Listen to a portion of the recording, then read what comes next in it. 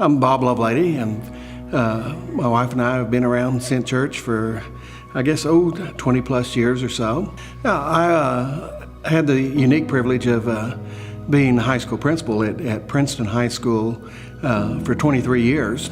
And Jean and I have made a habit of every morning, as when we get up, we always meet in our living room on our love seat and sort of look out the window and watch the sunrise and have a good time of prayer together. Probably about 3 years before I actually retired, Jean and I started to have these conversations that I felt like I could almost see this little cloud out there that was happening, that my time as being the high school principal was coming to an end. And we came to that point to where God finally was speaking to me and said, Bob, until you step out and do what I'm telling you to do, which is this has come to a close, and I'm bringing this part of your life that you've spent over 30 plus years into an end, I'm not going to show you what that next step is. You have to trust me.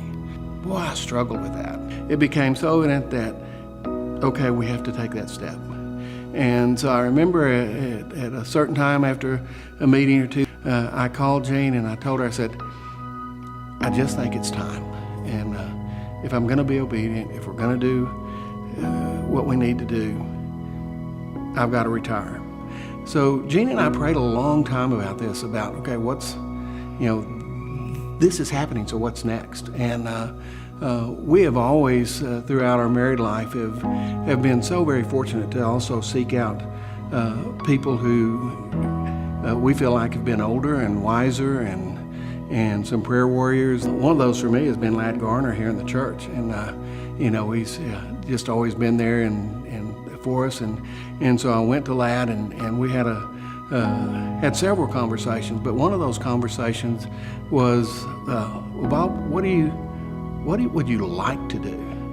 What do you really want to do? And I told him, well, when I first got into education, one of the things that I really enjoyed was coaching kids and being in the athletics parts and doing those type of things. And he said, well, maybe that's going to be out there for you somewhere. And the amazing part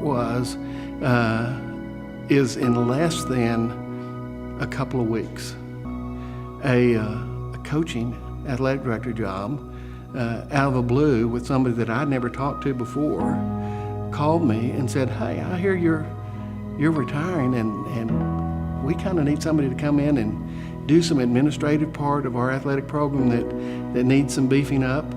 And then God has this unbelievable sense of humor.